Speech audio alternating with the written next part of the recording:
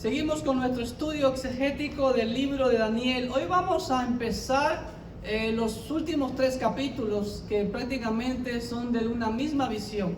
Capítulos 10, 11 y 12 presentan la misma visión de el panorama de la consumación del plan de Dios, especialmente con la nación de Israel. Estos 3 capítulos describen con mayor profundidad la visión del capítulo 8 del libro de Daniel, que hablaba de la visión del carnero y del macho cabrío, y que del macho cabrío ya vimos que era el imperio griego, y que a la muerte de su líder Alejandro el Grande se dividieron en todo el imperio romano en sus 4 generales, pero especialmente uno de ellos, Seleuco, de la línea de los Seleucidas, es que vemos también que aparece el famoso cuerno pequeño. Entonces en estos 3 capítulos, capítulos 10, 11 y 12, es una descripción más profunda de la visión del capítulo 8.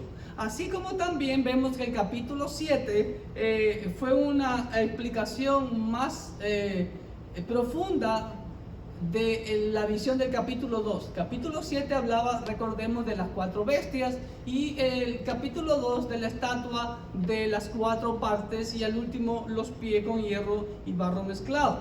El capítulo 10 viene a ser la advertencia de la profecía.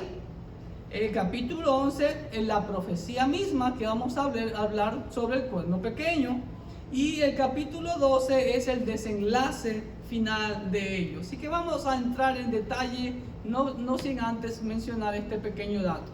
Los capítulos 10, 11 y 12 presentan la misma visión del panorama de la consumación del plan de Dios, solamente con respecto a la nación de Israel. Recuerden, el capítulo 8 de Daniel tiene que ver específicamente, personalmente, con la nación de Israel, y describen más profundamente la visión del capítulo 8. Así como el capítulo 7 de las 4 bestias explica más perfectamente el capítulo 2 de la estatua de los diferentes metales. El capítulo 10 es la advertencia de la profecía, el capítulo 11 la profecía en sí mismo, y el capítulo 12 es el desenlace o el desarrollo de la profecía. Ahora bien, vamos a ver el primer versículo de este capítulo 1, que dice así: en el año 3 de Ciro, rey de Persia, fue revelada la palabra a Daniel, llamado Belsasar, y la palabra era verdadera y el conflicto grande. Pero Daniel comprendió la palabra y tuvo inteligencia en la visión. ¿Ok? ¿Qué vemos aquí? Nuevamente, Daniel nos da el marco histórico de esta visión.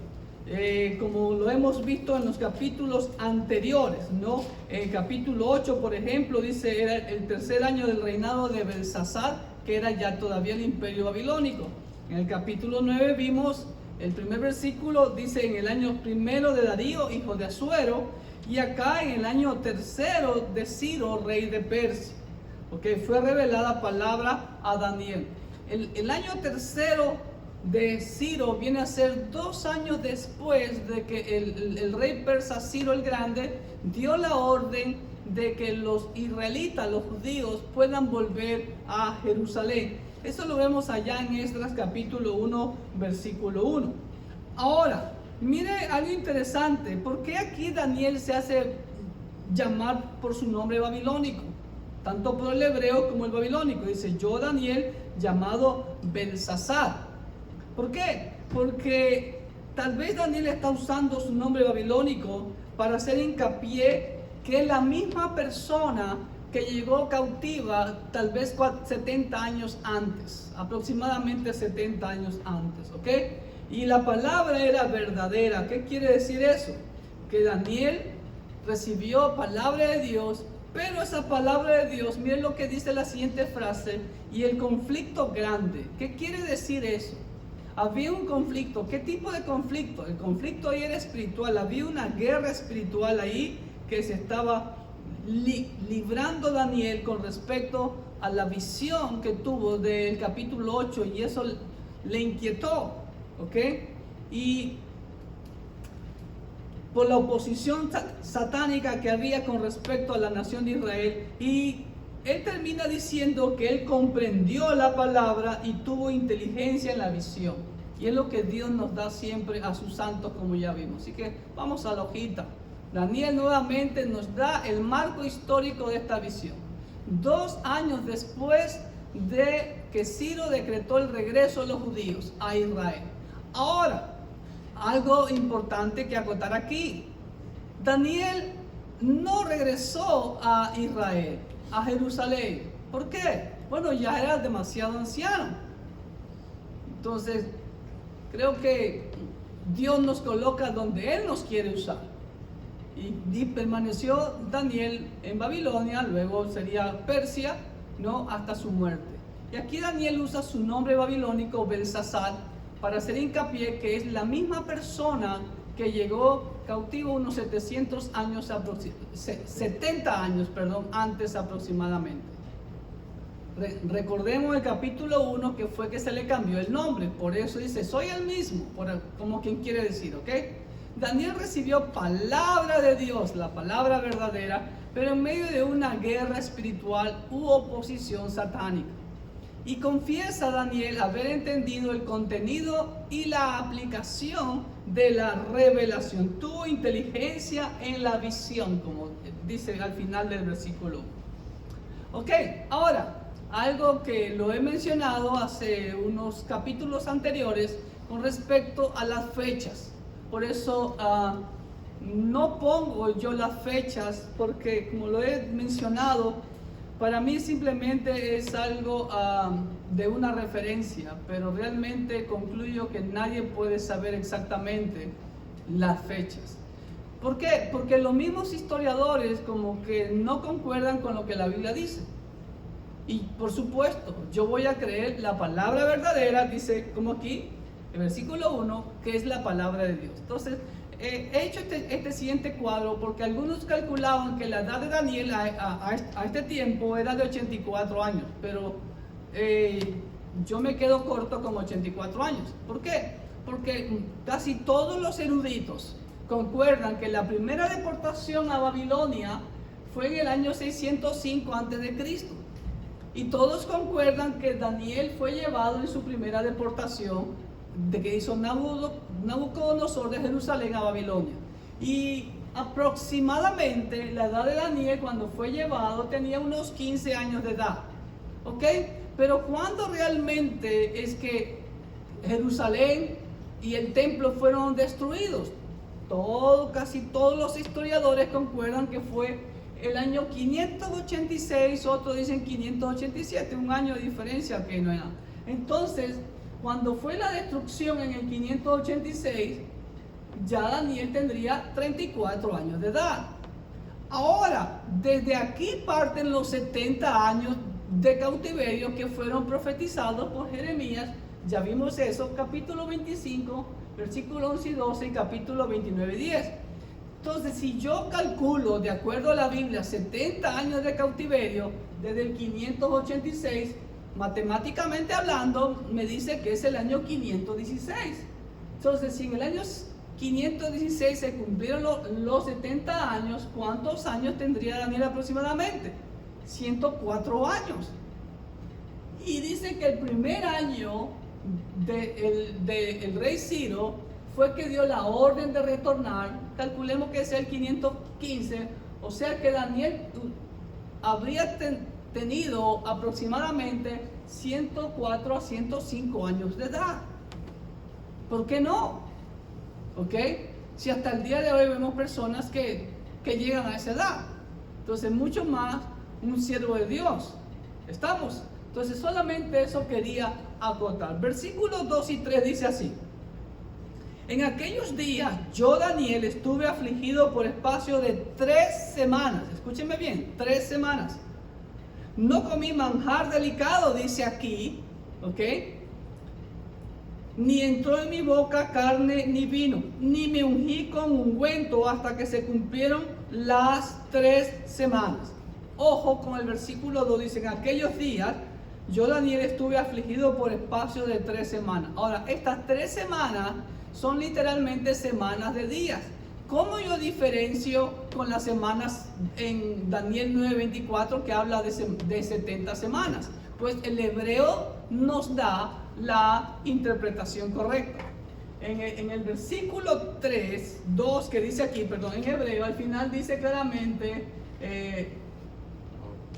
Eshloshe, Shevaim, Sheboim. Semanas de días. No, esto es Yomim, perdón. Esto acá, semanas de días, Yomim. Aquí dice claramente, 3 semanas de días. ¿Ok? Y la siguiente palabra es lejen, que dice en el hebreo pan. Y aquí dice manjar. ¿Ok? Entonces, tal vez era un tipo de pan delicado, por eso le llama manjar aquí en nuestra versión Reina Valera. Pero en el original dice lejen, como ustedes saben, Belén que decimos nosotros es Beit Lejen, casa de pan. Entonces aquí en hebreo dice lejen. Pero aquí claramente en hebreo dice 3 semanas de días, Yomim. A diferencia de la profecía de las semanas, de las 70 semanas de Daniel 9:24, que dice claramente Shavuot, Sheboim, ¿ok? 70 semanas. Y estas son semanas de años, ¿ok? Entonces vamos al ojito. Daniel expresa que su aflicción duró 3 semanas de días, 21 días, literalmente hablando. A diferencia de la revelación de las 70 semanas, que dice en 9:24 que son semanas de años, Daniel hace un ayuno, ojo.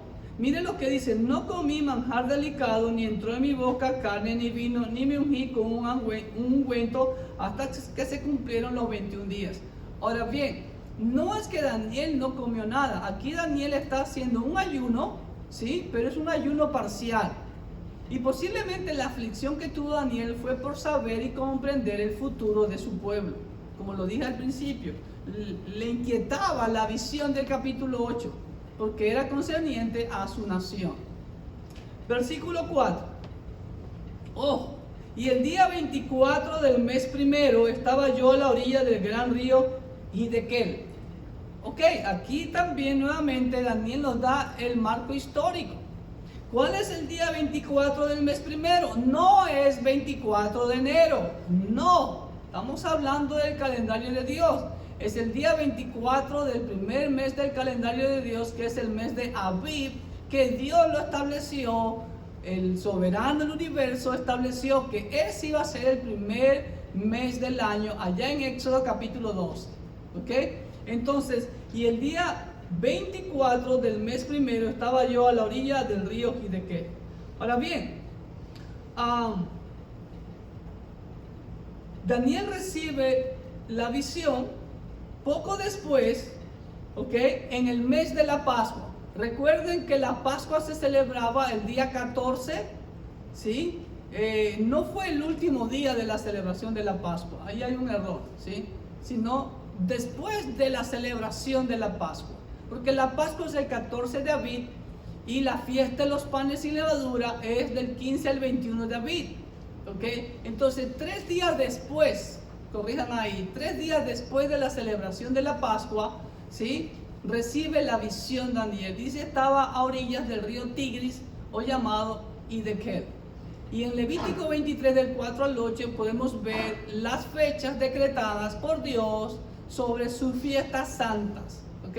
La Pascua el 14 del primer mes de Abib, y al siguiente día, hasta el día 21, los panes sin levadura. ¿Estamos?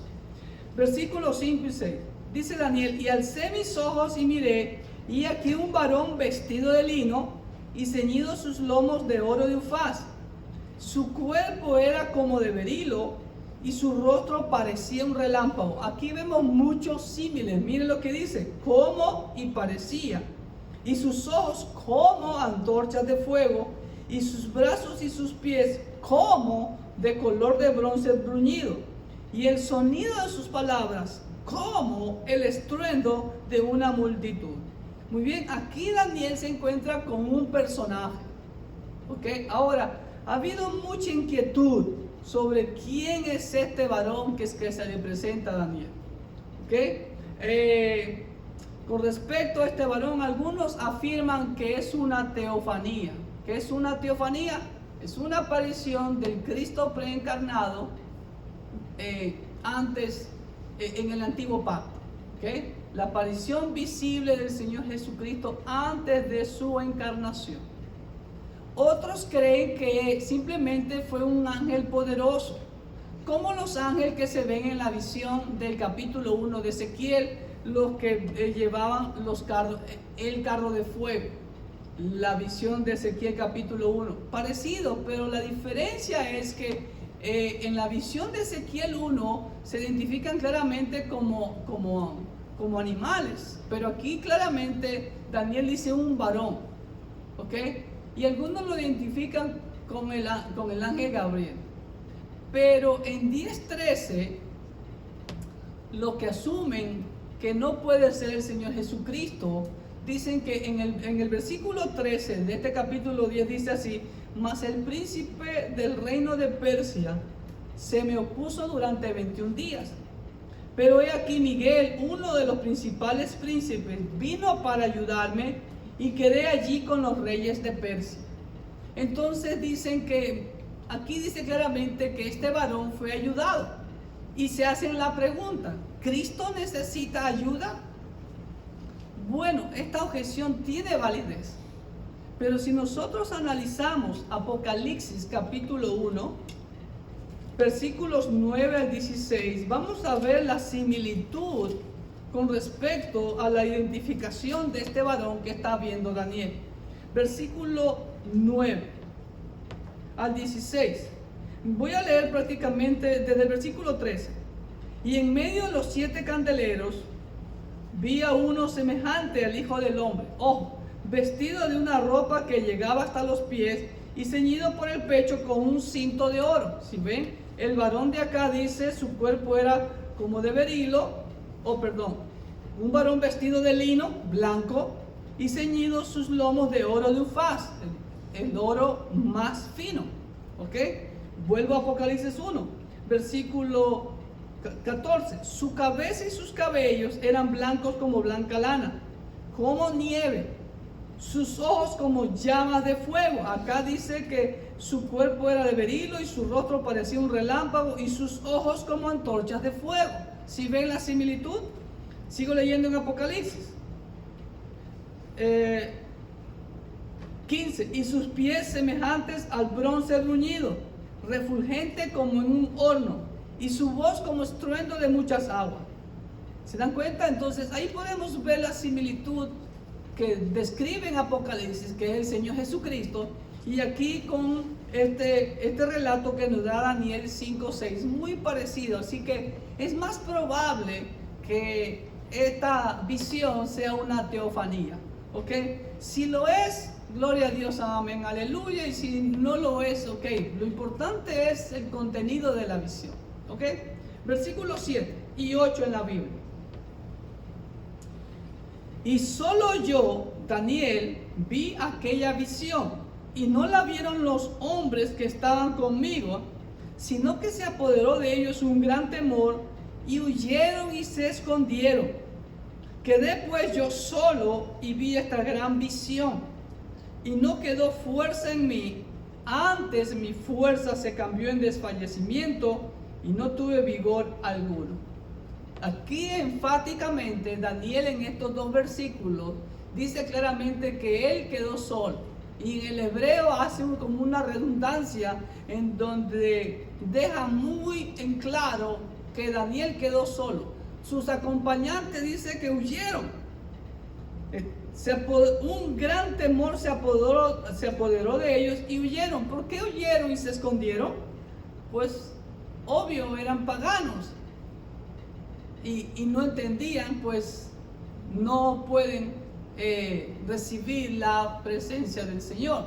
Es enfático el hecho de que Daniel quedó solo. Por el hecho de que estos hombres eran paganos, quedaron espantados de la visión de la teofanía y se llenaron de terror y se escondieron. El mismo Daniel quedó sin fuerzas después de este encuentro con el Cristo preencarnado, como algunos comentaristas creen que lo fue. ¿Ok? Versículos 9 y 10. Pero oí el sonido de sus palabras, y al oír el sonido de sus palabras, caí sobre mi rostro en un profundo sueño, con mi rostro en tierra. Y he aquí una mano me tocó e hizo que me pusiese sobre mis rodillas y sobre las palmas de mis manos.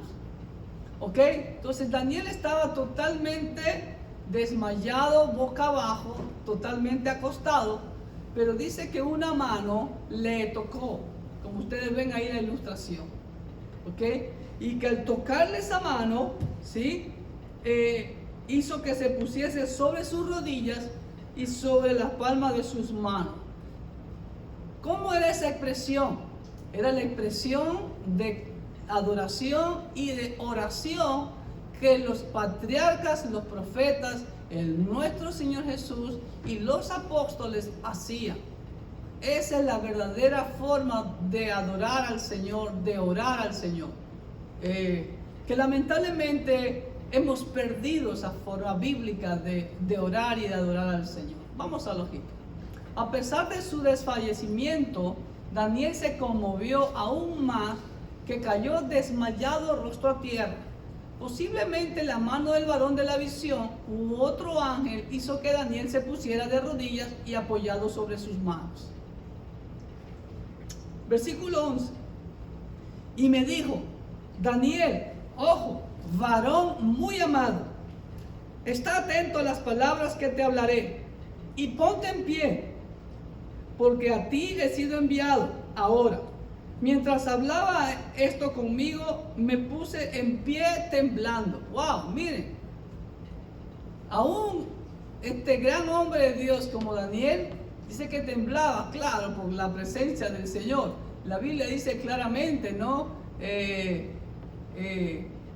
Que la mentalidad, la creencia de los israelitas era que nadie podía vivir si veía al Dios de la gloria. Isaías dice: soy hombre muerto porque he visto a Jehová de los ejércitos.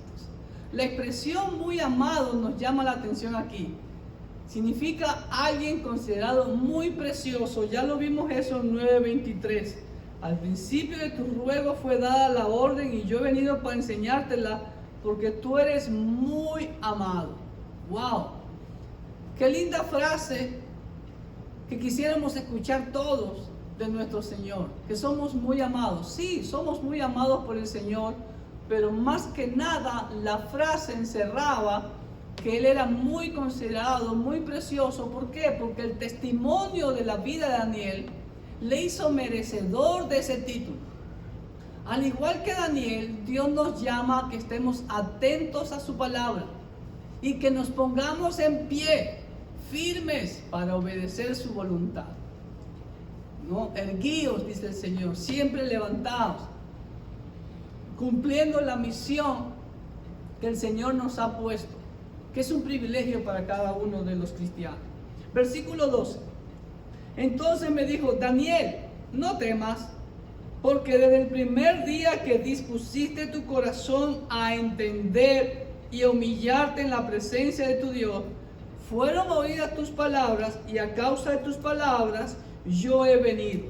Ojo, mire lo que dice: desde el primer día que dispusiste tu corazón. Hermanos, esa es la clave para que el Señor nos pueda decir muy amado para nosotros. Si no disponemos nuestro corazón cada día a buscar más del Señor, y mire lo que dice: ¿para qué? Para entender cuál es la voluntad de Dios, no mi voluntad. Y esto va dirigido a todos, especialmente a los que están en un cargo de liderazgo. Si ustedes no están disponiendo sus corazones y solo buscan el figurar ahí, estamos perdidos. Estamos perdidos. Y es lo que está pasando actualmente en la iglesia. Por eso vemos tanta apostasía. Porque los que debemos dar el ejemplo, los que nos llamamos líderes, no estamos disponiendo nuestro corazón para entender cuál es la voluntad de Dios para nuestras vidas. Daniel dispuso su corazón para entender y a humillarse en la presencia de su Dios. Pero a veces queremos nosotros vanagloriarnos y no humillarnos ante el Señor. Cuidado, cuidado. Por eso me encantó esa frase. Y ustedes van a ver que esta frase se repite 3 veces aquí. Para un siervo como él, a esta edad. Así que, qué maravilloso sería que termináramos nuestra vida de la manera que la terminó Daniel, de la manera que la terminó Moisés. Pues eso es lo que el Señor desea. Vamos a la hojita. Daniel se había entregado de corazón a entender las revelaciones anteriores. Por eso se humilló y se entregó a la oración y al ayuno. ¿Cuánto estamos dispuestos a hacer ayuno? ¿Por qué hemos olvidado el ayuno? Sus oraciones fueron escuchadas y respondidas, por lo que Dios envió al varón de la visión. ¿Se dan cuenta?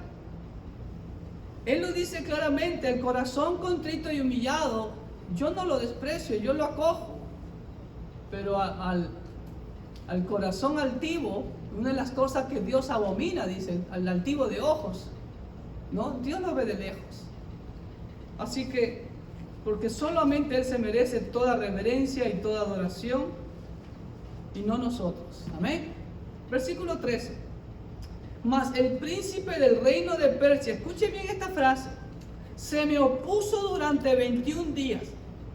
Pero he aquí Miguel, uno de los principales príncipes, vino para ayudarme y quedé allí con los reyes de Persia. Ojo, el príncipe del reino de Persia se me opuso durante 21 días. ¿Sabe cuál es la verdad que encontramos ahí? Aquí vemos lo que dice el apóstol Pablo en Efesios capítulo 6. Hay potestades. Y aquí vemos una verdad. Hay naciones que tienen principados demoníacos. Como Persia, aquí tuvo un principado demoníaco. Es el príncipe del reino de Persia se me opuso. Cuando se estudia teología, se estudia una rama de la teología llamada angelología o demoniología, al asunto de los demonios. Y se ha comprobado a la luz de ello que hay naciones que están más poseídas demoníacamente que otras naciones. Y hoy en día muchos de los teólogos creen o suponen, claro, el mundo entero está gobernado por el enemigo, dice primera de Juan 5:19, pero ¿dónde está el trono de Satanás? Muchos teólogos creen que el trono está en la India, donde se ve bastante posesión demoníaca, donde solamente el olor en algunos lugares, por ejemplo, en esos lugares en donde ponen a los muertos en una pira, en una balsa llena de leña, y los tiran por el río Ganges. Es tremendo. Así que vemos esa realidad, por ejemplo, aquí en Latinoamérica. Y la idolatría, el paganismo va acompañado de la corrupción. Y vemos que uno de los países más idólatras de aquí, de Latinoamérica, con toda humildad, tengo que decirlo, es una gran verdad, todos los países nuestros son idólatras, pero uno más que otro. Y según los teólogos, no lo digo yo lo leí en un libro. En México va a la vanguardia porque hasta tienen a la Santa Muerte. Y miren la corrupción que hay en este país hermano. ¿Por qué? Porque hay príncipes demoníacos que tienen atados a naciones enteras. Ojo con ello. Ahora, aquí aparece alguien llamado Miguel. Por primera vez aquí aparece este arcángel. ¿Y cómo sé que es un arcángel? Bueno, lo vamos a ver más adelante, ¿ok? Ahora bien, ¿quién es Miguel? ¿Qué significa Miguel? En hebreo es Micael.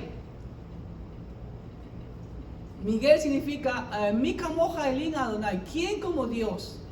¿Ok? Vamos a la hojita. y es el príncipe protector, guardián de la nación de Israel. Ya lo vamos a ver. Vemos aquí una guerra espiritual, ya que el príncipe del reino de Persia es un ser diabólico que combatió contra el varón de la visión. Miguel es nombrado por primera vez. Su nombre significa ¿quién como Dios? Es el único mencionado como arcángel.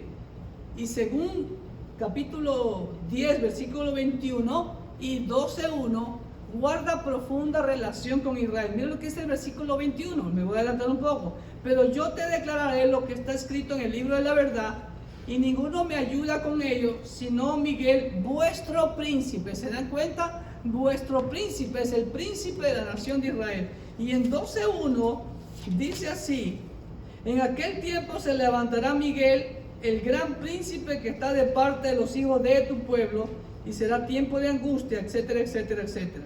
¿Ok? Pero nuevamente ahí he mencionado Miguel como el gran príncipe protector de la nación de Israel. ¿Estamos? Es interesante notar que el varón de la visión se quedó con los reyes de Persia. ¿Por qué? ¿Qué estaba haciendo Persia en ese momento? Persia, o sea, Dios se quedó con ellos, dirigiendo a los reyes de Persia. ¿Por qué? Porque los reyes de Persia ayudaron a la nación de Israel no solo a regresar a su tierra, sino a reconstruir Jerusalén y el templo. Eso podemos verlo en Esdras y Nehemías, ¿no? Ahí están los nombres de ellos, ¿no? Jerjes, Artajerjes, ¿ok? También en Esther.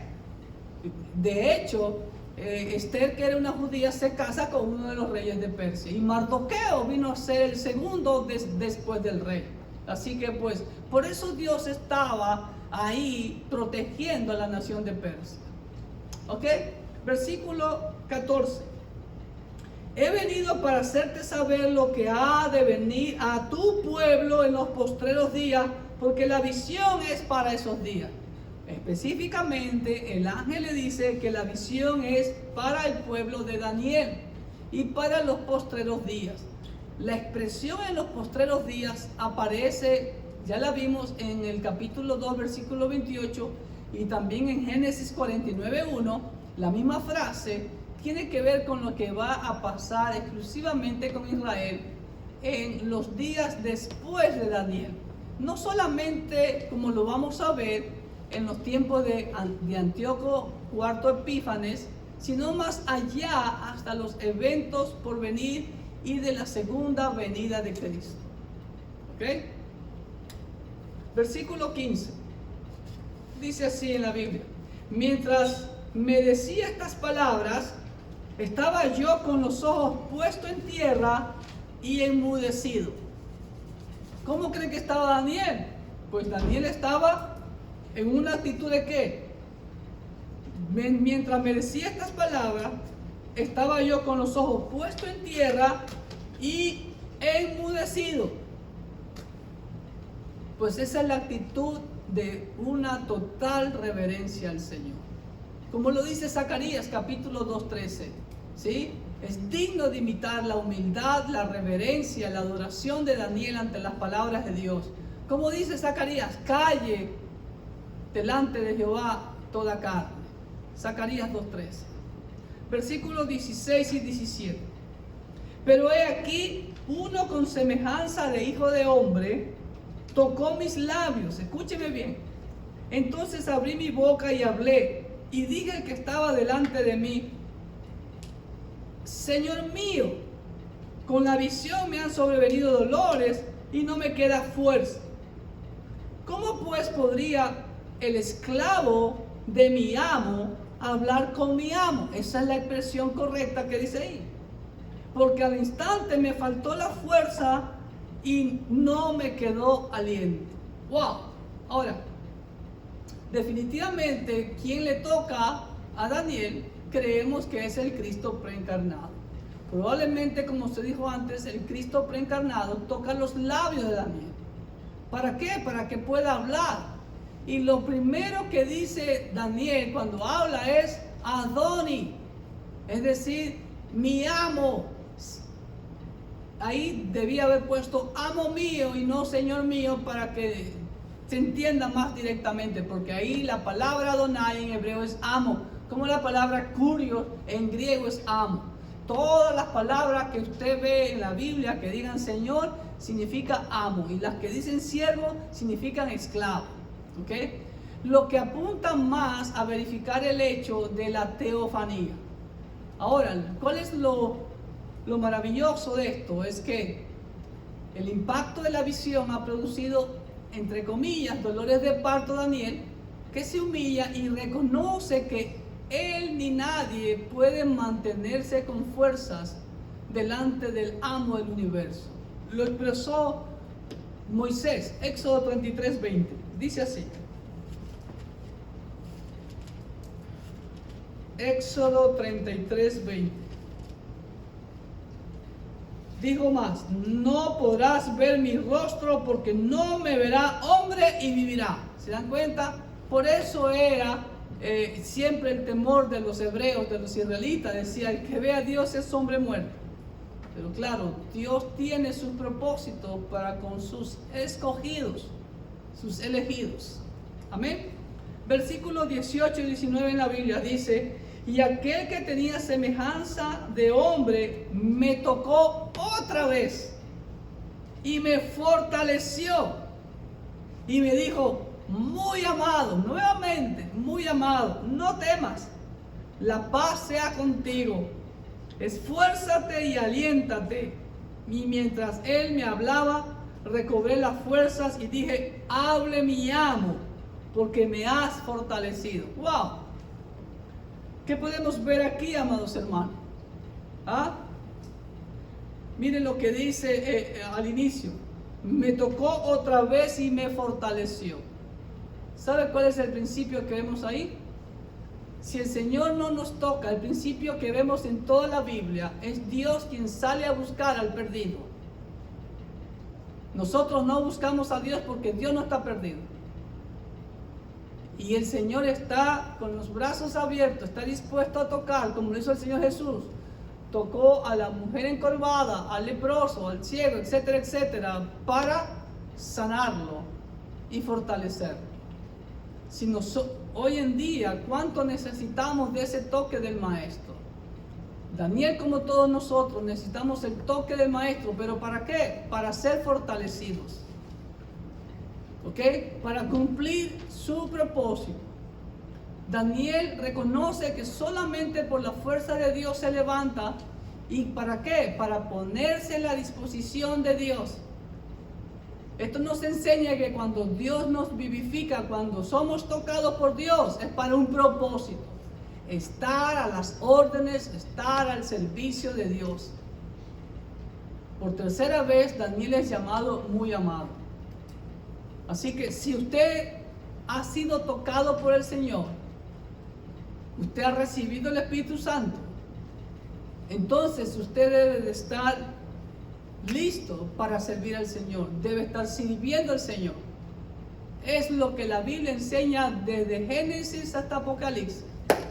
Es el resultado de una transformación.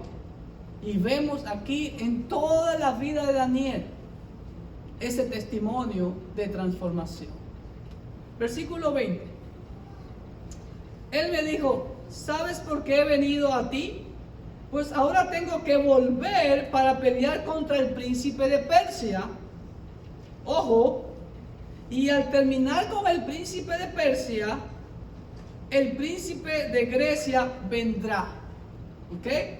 ¿Qué quiere decir? Ahorita tengo una lucha contra el príncipe demoníaco de Persia, pero lo voy a vencer, y después que lo venza a él, voy a ir a combatir contra la otra potestad demoníaca, que es el príncipe de Grecia que viene después. Y después venía otro príncipe demoníaco. ¿Cuál es? El principado de Roma. ¿Sí ven? Vamos al ojito. La pregunta que hace el varón a Daniel es la misma que debemos hacernos todas las personas. ¿Ok? Y más aún los cristianos. ¿Sabes para qué vino Cristo a este mundo? Y lo primero que decimos: oh, Cristo vino a salvarnos. No. Lo primero que vino a hacer Cristo a este mundo, vino a hacer la voluntad del Padre. Vino a glorificar al Padre. Lo vemos desde los 12 años en el templo.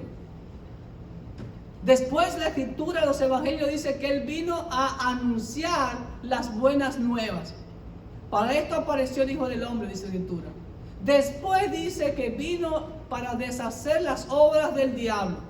Y al final de su ministerio, al final de su vida, al final de prácticamente de su vida aquí en la tierra, de su tiempo aquí en la tierra, Él murió por nosotros para salvarnos. Pero no podía llegar hasta allá si no cumplía todos esos pasos, lo que vino a hacer. Siempre Él decía que el Padre sea glorificado, que el Padre sea glorificado. Y usted y yo como cristianos es lo que tenemos que estar haciendo. Haciendo su voluntad, glorificándolo a Él, proclamando las buenas nuevas, deshaciendo las obras del diablo, es decir, andar en santidad y ser instrumento de salvación para atraer a personas a Cristo Jesús. ¿Amén? Este pasaje es una clara demostración de la guerra espiritual que se realiza en este mundo, que pasan desapercibidas al ojo humano. Y claro, la gente que no entiende de esto debe decir, no, pastor es un fanático, está loco, está hablando cosas incoherentes.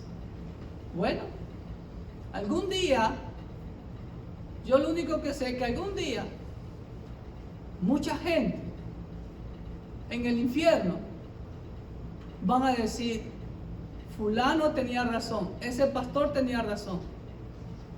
Y espero que esa gente no sea gente a la que yo he pastoreado. Amén. Vemos que el varón estaba peleando con el principado demoníaco que quería dominar a Persia y a sus reyes.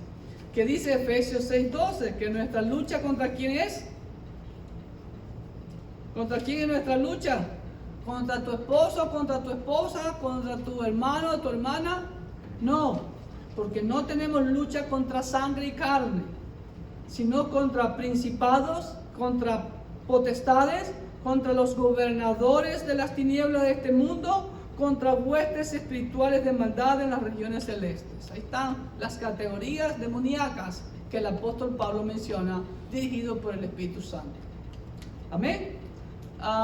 El varón declara firmemente que él lo vencería, porque dice, y al terminar con él, el príncipe de Grecia vendrá. ¿Ok? Al terminar con este demonio del imperio persa, pelearía contra el principado demoníaco del imperio griego, que vendría después del imperio persa, como ya sabemos que es historia. Y por último dice, pero yo te declararé, versículo 21, lo que está escrito en el libro de la verdad. ¿Cuál es el libro de la verdad? La Biblia, la escritura de Dios. Y ninguno me ayuda con ello, sino Miguel, vuestro príncipe. Ahí vemos claramente a Miguel, no enfatizado como el príncipe de la nación de Israel. Ahora bien, vamos a los detalles. Las cosas que fueron reveladas a Daniel y a toda la humanidad a través de esta visión y profecía están plasmadas en el libro de la verdad, es decir, la palabra de Dios, en la cual están impresos los propósitos inmutables de Dios.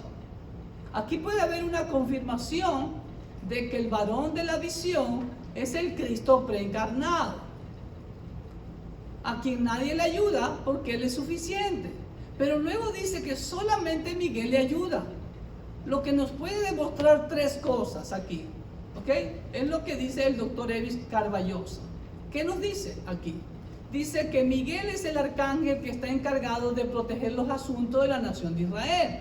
Ya eso lo sabemos. ¿Ok?